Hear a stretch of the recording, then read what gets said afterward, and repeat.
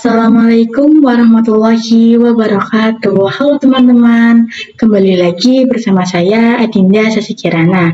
Dan pada kesempatan kali ini saya akan membahas bab yang ke-22, yaitu DNS Server Authoritative Server. Pada video kali ini ada 7 materi yang akan kita bahas. Yang pertama ada konsep authoritative DNS Server, lalu kita akan clone Debian untuk web server, kemudian konfigurasi zone file dan konfigurasi yang lainnya.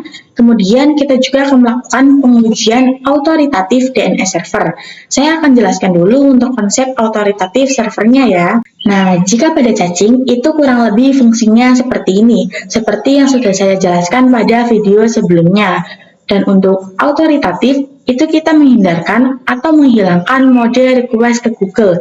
Jadi ketika terdapat klien yang ingin mengakses facebook.com, itu local server sudah memiliki IP address tersebut.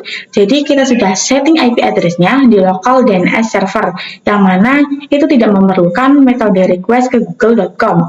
Nah, jadi kelebihannya adalah kita bisa mempersingkat waktu dan mempercepat requestan data untuk menuju ke suatu internet. Sekarang kita ke pembahasan yang kedua, yaitu clone Debian untuk web server. Kenapa kita harus melakukan cloning? Karena kita akan mencoba untuk melakukan authoritative DNS server, yang mana nantinya klien request sebuah domain dan local DNS server akan langsung menjawab apa IP address dari domain tersebut. Nah, di sini terdapat dua server ya, yang mana ada local DNS server dan web servernya. Nanti kita akan membuat klien ini mengakses web ini dengan cara merequest domain dan IP address melalui local DNS server. Jadi kita akan menggunakan topologi yang ini ya. Di sini terdapat klien yang akan mengakses web ini, yang nanti akan kita cloning melalui server 1 Debian. Jadi nanti yang akan menjadi local DNS server adalah server 1 Debian ya. Oke, langsung saja di sini kita bisa double klik pada Debian server. Kemudian klik clone, lalu namanya di sini saya gunakan web server ya. Lalu untuk peletakannya saya letakkan DK. Kemudian kita next. Kemudian di sini saya pilih yang full clone. Kemudian kita next. Di sini saya pilih yang Current Machine Spec. Kemudian klik finish. Oke, di sini kita tunggu untuk cloningannya ya. Oke, di sini sudah terclone ya Debian servernya. Di sini sudah ada web server. Sekarang kita setting networknya. Di sini kita klik setting, kemudian klik network. Di sini saya pakai internal network. Kemudian ini adalah server network ya. Kemudian kita klik OK. Selanjutnya kita running web servernya. Di sini kita langsung login saja ya. Menggunakannya user server 1 Debian ya. Kemudian kita lihat IP address-nya. Nah, di sini untuk IP-nya masih 10.2 ya. Karena Debian server yang lainnya itu memang IP-nya adalah 10.2. Di sini kita ganti dulu. Tapi sebelum itu kita masuk ke terlebih dahulu ya. Kemudian kita ke menu /etc/network/interface. Kemudian di sini ada ISS M+3 init static. Lalu di sini titik 2-nya kita ganti menjadi titik 4. Oke, kemudian kita save. Kemudian kita restart sistemnya dengan command systemctl restart networking. Oke, berhasil. Kemudian di sini kita cek IP address-nya. Oke, di sini IP-nya sudah berubah menjadi 10.10.10.4. Lalu kita coba ping 88. Oke, berhasil ya. Kemudian kita coba ping google.com. Oke, berhasil. Kemudian kita coba ping google.com. Oh ya, sebelum itu kita cek dulu ya di resource-nya. Oke, pastikan di sini teman-teman sudah ada seperti ini ya. Kalau belum ada, teman-teman bisa ketikkan secara manual. Jika sudah, kita ctrl-x, y, lalu enter. Kemudian di sini kita coba ping google.com. Perhatikan di sini berhasil ya. Selanjutnya kita ubah hostname-nya dengan command hostname ctl set strip hostname. Di sini hasilnya saya mau ganti menjadi SPR 3-Debian. Kemudian kita coba exit. Exit lagi. Oke, di sini sudah berubah ya hasilnya. Lalu kita login kembali. Kemudian di sini teman-teman bisa masuk ke root. Kemudian kita ganti hostnya. Kita masuk ke nano/etc/host. Kemudian di sini berarti tulisan SVR1 kita ganti menjadi SVR3. Di sini juga kita ganti menjadi SVR3. Oke, jika sudah kita bisa save. Lalu kita coba ping SVR3-Debian. Oke, berhasil ya. Oke, kita lanjut ke konfigurasi Zonefire. Di sini kita akan membuat 10.4 atau web server ini sebagai web server. Lalu server satu ini akan kita buat menjadi local DNS server. Oke, langsung saja kita buka VirtualBox-nya. Di sini di bagian server kita install dulu untuk bin 9-nya ya, dengan komen apt install bin 9. Jika sudah, kita masuk ke cd/etc/bin. Kemudian kita coba ls. Oke, di sini sudah ada banyak sekali file yang sudah disiapkan oleh bin 9-nya. Pertama-tama kita akan konfigurasikan forwarding chain dulu, yaitu dengan masuk ke name.conf dengan komen nano named.conf.local. Oke, di sini terdapat konfigurasi yang masuk ke dalam komen ya. Kita scroll sampai ke bawah. Nah, di sini kita akan membuat sebuah domain yang nanti akan diakses oleh klien. Untuk konfigurasinya adalah zone, kemudian spasi, lalu tanda petik 2. Di sini misal nama domainnya saya mau dinda.com. Kemudian jangan lupa petik 2 lagi ya. Kemudian spasi, lalu ketikkan kurung buka kurawal. Kita enter. Nah, di sini kita tap satu kali. Di sini kita ketikkan type master. Type master ini membuat server Debian kita menjadi master server, yang mana ini terdapat dua tipe.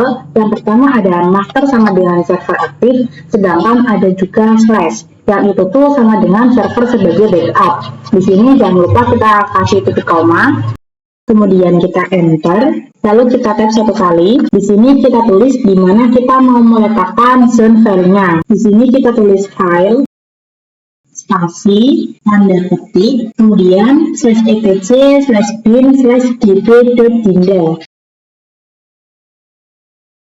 Nah, dinda ini adalah nama domain saya. Kemudian jangan lupa tanda petik lagi, dan jangan lupa titik koma ya. Kemudian enter. Di sini kita kasih kurung kurawal tutup, dan jangan lupa diakhiri oleh titik koma. Oke, itu dia untuk konfigurasi forwarding zone. Kemudian kita konfigurasi reverse zone. Di sini kita enter 2 kali ya, agar ada jarak. Kemudian di sini kita ketikkan zone. Sebenarnya sama ya untuk konfigurasinya. Cuma di sini saya mau masukkan IP address. Jangan lupa tanda petik. Kemudian IP-nya 10.10.in.address.arpa. Lalu jangan lupa tanda petik lagi, lalu spasi dan tanda kurung kurawal buka. Nah, ini tuh maksudnya kita memasukkan IP address atau kebalikan dari domainnya, karena 3 IP depannya itu sama semua, yaitu 10.10.10, maka dibalik itu ya sama saja, 10.10.10. Nah, misal saya punya contoh IP 10.2.5.4. IP tersebut ingin kita inputkan menjadi reverse zone, maka yang kita inputkan adalah 5.2.10. Jadi kebalikannya 3 IP depan yang kita balik, atau yang pertama ya. Kemudian kita enter, lalu kita tab, kemudian di sini kita ketikkan type master. Jangan lupa titik koma, kemudian enter, lalu tab lagi, kemudian kita ketikkan file, lalu spasi, dan tanda petik, lalu /etc/bin. Di sini saya mau meletakkannya di db.10. Kemudian jangan lupa tanda petik lagi dan tanda titik koma. Kemudian enter, lalu kurung kurawal tutup dan titik koma lagi. Oke, saya rasa sudah cukup ya. Di sini kita save saja. Sekarang kita lanjut ke konfigurasi forwarding file. Sebelumnya itu kan kita sudah melakukan konfigurasi di domain name dan kita letakkan di file dp.dinda. Namun kita belum membuat file dp.dinda pada file bin. Begitu juga yang konfigurasi IP filenya belum kita buat. Nah, jadi di sini caranya adalah teman-teman bisa masuk ke root, kemudian masuk ke /etc/bin dulu ya dengan komen cd/etc/bin. Lalu kita ls. Nah, di sini terdapat beberapa file yang sudah diberikan oleh tim 9 untuk template, sehingga kita tinggal merubahnya saja. Sekarang kita akan membuat directory file yang bernama dp.dinda sebagai penempatan domain name. Teman-teman bisa copy saja. Di sini masukkan komen cp dp.local. Kemudian kita ganti menjadi dp.nama domain. Kalau saya dinda. Lalu kita coba ls. Oke, di sini dp.dindanya sudah ada. Sekarang kita masukkan komen nano dp.dinda. Nah, di sini sudah terdapat konfigurasinya, yang mana kita tinggal gantinya saja. Kemudian di sini pada localhost kita ganti menjadi nama domain kita. Kemudian di belakangnya kita kasih titik ya. Kemudian localhost juga kita ganti menjadi nama domain kita. Jangan lupa setelah .com dikasih titik ya. Kemudian untuk root ini merupakan email dari root user. Jadi nantinya ketika kita melakukan request pada website dinda.com, maka tercantumkan juga email dari root usernya. Lalu di sini terdapat serial number juga yang harus kita ubah. Nah, serial number ini harus kita ubah setiap kita melakukan perubahan pada konfigurasi. Di sini itu kan angkanya masih 2 ya. Karena ini saya melakukan perubahan pada konfigurasi, maka di sini saya akan ganti. Misal di sini saya ganti menjadi 5. Kemudian kita konfigurasikan untuk name servernya. Nah, dinda.com ini web servernya yang mana, dan kita belum mendefinisikan itu semua. Kita bisa ganti pada localhost. Di sini kita bisa raw ke bawah saja, dan di sini ada tulisan IN. IN ini adalah internet, dan NS ini adalah name server. Kemudian localhost di sini kita hapus, kita ganti menjadi ns1.dinda.com. Lalu pada baris kedua yang pojok kiri ini, tanda @-nya kita ganti menjadi ns1. Nah, di sini untuk IP-nya kita ganti menjadi IP Debian server atau localhost-nya, yaitu 10.10.10.2, karena IP dari Debian server atau lokal adalah 10.2. Kemudian di sini kita definisikan siapa yang menjadi web servernya. Kita raw parameter atau baris yang ketiga. Kemudian di sini kita klik Ctrl K untuk menghapus. Kemudian di sini kita enter. Lalu di sini kita tulis tanda F. Kemudian kita tab 1 kali. Lalu kita tuliskan in atau internet. Lalu kita tab lagi. Di sini kita ketikkan A. Kemudian tab 1 kali lagi. Di sini tulis IP dari web servernya yaitu 10.10.10.4. Kemudian kita enter. Di sini jangan lupa ketikkan www. Kemudian kita tab. Nah, di sini tuliskan IN. Kemudian tab lagi. Di sini kita tuliskan CNAME. Setelah CNAME kita tab lagi. Kemudian di sini kita tulis domainnya ya. Kalau saya dinda.com. Jangan lupa diakhiri titik. Nah, dari konfigurasi ini maksudnya adalah jika ada yang ingin mengakses 10.10.10.4, maka akan diarahkan ke 10.10.2 dan begitu juga sebaliknya. Nah, di sini kita save saja ya. Sekarang kita lanjut ke konfigurasi reverse file, yang mana untuk konfigurasi reverse file akan kita lakukan pada file dengan nama dp.10. Karena kan sebelumnya itu kita mendefinisikan IP 10.10.10.4 simpan di dp.10. Nah, sedangkan kita belum memiliki file dengan nama dp.10. Maka dari itu kita akan mengcopy template yang sudah disediakan oleh bin 9. Seperti sebelumnya ya, di sini kita copy dengan komen cp, kemudian spasi, lalu db. Di sini berapa ya? Sebagai contoh di sini saya kasih 127 saja. Kemudian kita ganti menjadi db.10. Lalu ls. Oke, db.10 sudah ada. Lalu kita nano db.10. Seperti biasa, di sini sudah ada konfigurasinya ya, yang mana kita hanya akan mengganti konfigurasinya saja. Di sini seperti tadi, pada localhost kita ganti menjadi nama domain kita. Jangan lupa diakhiri titik, kemudian root localhost di sini juga kita ganti menjadi nama domain kita. Jangan lupa diakhiri oleh titik. Nah, untuk serial numbernya di sini jangan lupa diganti juga ya. Di sini saya ganti menjadi 5. Oke, sekarang untuk konfigurasi reversionnya, langkah pertama untuk NS kita raw ke bawah dulu. Di sini seperti tadi ya, localhostnya kita hapus, kita ganti menjadi ns1.jinja.com. Jangan lupa diakhiri titik, kemudian di sini kita raw ke bawah, tapi di sini kita enter dulu. Nah, oke, di sini kita ketikkan 2, lalu kita tab, kemudian kita ketikkan in atau internet. Lalu kita tab lagi, dan di sini kita tulis ns, kemudian tab 1 kali lagi, di sini kita ketikkan ns1.jinja.com. Jangan lupa diakhiri titik. Lalu kita ke parameter pointer yang ketiga ini. Nah, untuk parameter pointer ini digunakan untuk menggabungkan IP address ke suatu domain. Kita ganti menjadi 4. Kemudian untuk localhostnya juga di sini kita ganti menjadi www.jinja.com. Jangan lupa diakhiri titik. Jika sudah, kita save ya.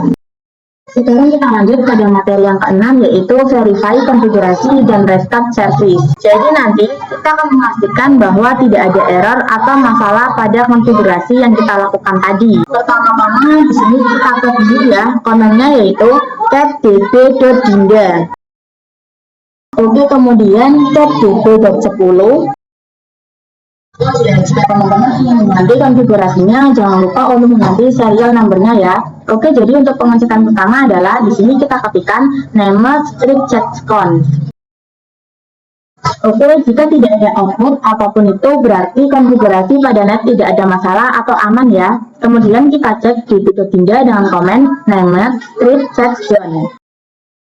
Kemudian jinja.com, lalu db.jinja.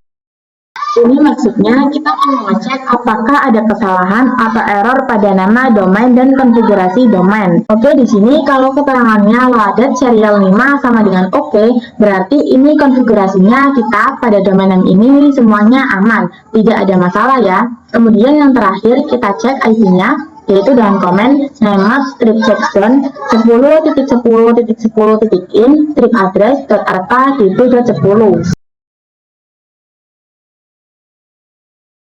Oke, di sini juga aman karena keterangannya loaded serial 5 sama dengan oke. Berarti jika semuanya sudah aman, kita bisa langsung restart sistemnya dengan komen systemctl restart pin 9. Oke, berhasil ya. Oke, sekarang kita masuk ke materi yang terakhir, yaitu pengujian autoritatif DNS server. Di mana di sini kita akan menguji konfigurasi yang kita konfigurasikan sebelumnya di Ubuntu client. Nah, sebelum menguji, kita harus mengonfigurasi resolver lagi di sini. Kita masuk ke nano/etc/resolve.com. Oke, di sini kita sudah masuk. Kemudian untuk name server 88 di sini kita masukkan ke dalam komen saja ya. Berarti di sini kita kasih tanda pagar. Kemudian kita coba gunakan resolver baru. Kita ketikkan name server. Lalu IP dari Debian servernya yaitu 10.10.10.2. IP ini adalah IP yang mengarah ke lokal DNS ya, seperti yang tadi saya bilang yaitu Debian server. Jadi kita tidak tanya IP ke Google lagi, melainkan ke lokal DNS server. Di sini kita save saja. Oke, sekarang kita lakukan konfigurasi di domainnya yaitu dengan komen jinja.com atau nama domainnya teman-teman ya. Oke, di sini sudah terjawab ya, bahwa dinda.com adalah suatu domain yang mana web servernya adalah 10.10.10.4 dan yang memberikan IP address ini adalah local DNS server dengan IP 10.10.10.2 dengan domainnya yaitu dinda.com. Jadi di sini kita sudah berhasil dalam melakukan pengujian autoritatif DNS server. Oke, sekian pembahasan saya pada bab yang ke-22 kali ini. Kurang lebihnya saya mohon maaf. Terima kasih. Wassalamualaikum warahmatullahi wabarakatuh.